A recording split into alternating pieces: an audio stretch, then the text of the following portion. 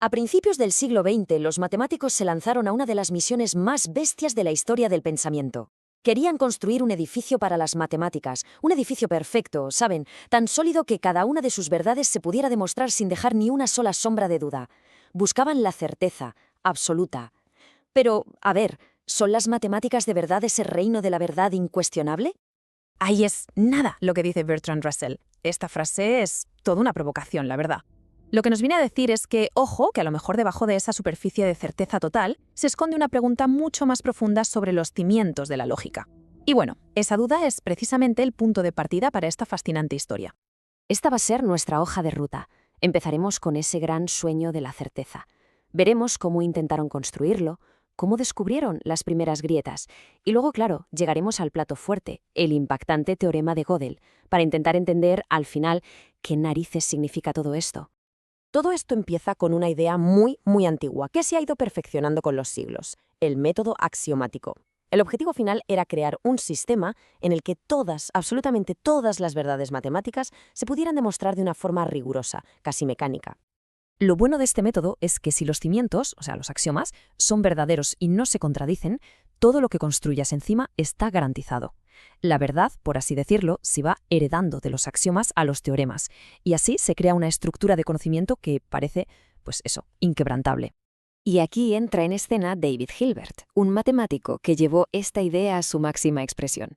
Su programa buscaba formalizar las matemáticas por completo, o sea, quitarles de en medio cualquier cosa que sonara intuición o ambigüedad, para construir al final una prueba definitiva de su propia consistencia. Imaginen que están construyendo un rascacielos de conocimiento. Primero definen los materiales, el vocabulario, luego las normas sobre cómo unir las vigas, que serían las reglas de formación. Después establecen cómo añadir nuevos pisos basándose en los que ya existen, las reglas de transformación. Y por último, y lo más importante, los cimientos sobre los que descansa todo, los axiomas. La idea era tener un sistema perfecto y completamente cerrado. El plan parecía perfecto, ¿verdad? Pero hasta en las construcciones más rigurosas empezaron a aparecer contradicciones bastante inquietantes, paradojas que, saliendo de la propia lógica, amenazaban con derrumbar todo el edificio. Para encontrar una de estas grietas, Bertrand Russell hizo una distinción muy inteligente. Dividió todos los conjuntos que podamos imaginar en dos tipos.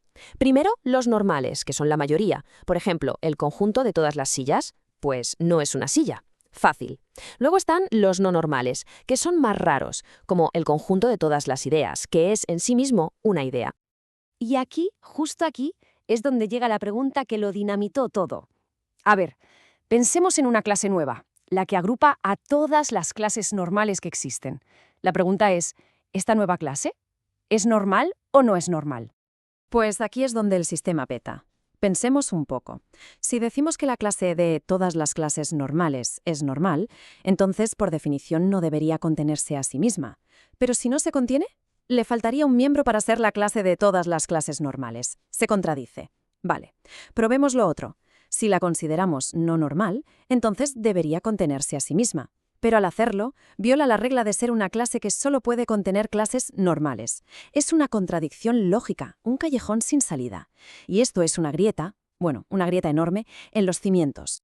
Esa paradoja ya demostró que algo fallaba, pero fue en 1931 cuando un lógico joven y brillante, Kurt Gödel, no solo es que señalara la grieta, sino que demostró que era una característica inevitable, que venía de serie en cualquier sistema de este tipo. La idea de Gödel fue una genialidad increíble. En vez de intentar arreglar la grieta desde fuera, se preguntó, ¿y si el propio sistema pudiera hablar sobre sus propios límites? Y para conseguirlo, se inventó una especie de lenguaje secreto, una forma de traducir cualquier afirmación lógica a un número. Y esto es lo que se conoce como la numeración de Gödel. Básicamente asignó un número único a cada símbolo, a cada fórmula, a cada demostración, a todo. Y de repente, una afirmación que habla sobre las matemáticas, como esta fórmula es demostrable, se podía traducir a una ecuación puramente aritmética, una ecuación sobre números. Con esta herramienta tan potente, Gödel no resolvió las paradojas. No, reveló algo muchísimo más profundo: los límites que tienen por naturaleza cualquier sistema lógico formal. Y esto nos lleva a sus dos famosos y demoledores teoremas de la incompletitud. El primero dice que en cualquier sistema lógico, que sea lo bastante complejo como para incluir la aritmética, siempre habrá afirmaciones que son verdaderas, pero que es imposible demostrar con las reglas de ese sistema. El sistema es, por naturaleza, incompleto. Y el segundo, que quizás aún más tremendo, dice que un sistema de este tipo nunca puede demostrar su propia consistencia. O sea que la certeza absoluta, probada desde dentro, es un sueño imposible. La clave de su demostración fue construir una afirmación, llamémosla G, que gracias a su numeración decía de sí misma, yo no soy demostrable. A ver, si G fuera falsa, sería demostrable, lo que es una contradicción. Por tanto, G tiene que ser verdadera. Pero si es verdadera, entonces, tal como dice, no es demostrable. Ahí la tienen, una verdad indemostrable. Y por si fuera poco, más tarde, el teorema de Alonso-Schwarz le dio la puntilla al asunto. Demostró que no puede existir un algoritmo universal, una especie de receta mágica para resolver todos los problemas matemáticos. Y esto significa que la razón, el pensamiento deductivo, no se puede reducir por completo a un simple cálculo. Entonces, ¿qué pasó con el gran sueño de Hilbert de unas matemáticas perfectas y completas? ¿Se rompió? ¿Fue todo un fracaso? Hay un chiste matemático que captura esta nueva realidad a la perfección.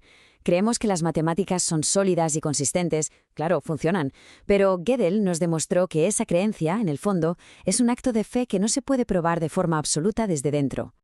Así que el legado de Gödel no fue para nada un fracaso, fue una revelación. Nos obligó a buscar la consistencia por otras vías y nos enseñó los límites de las máquinas y los algoritmos. Y, lo que es más importante, diferenció para siempre entre el trabajo mecánico, el que se puede automatizar, y ese salto creativo, esa intuición, que hace falta para descubrir nuevas verdades. Y todo esto nos deja una última pregunta. ¿Es un fracaso descubrir los límites del pensamiento? ¿O es en realidad su mayor triunfo? Porque saber lo que no podemos saber, trazar el mapa de las fronteras de nuestra propia razón, lejos de ser una derrota, es quizás uno de los logros más profundos y más honestos del intelecto humano.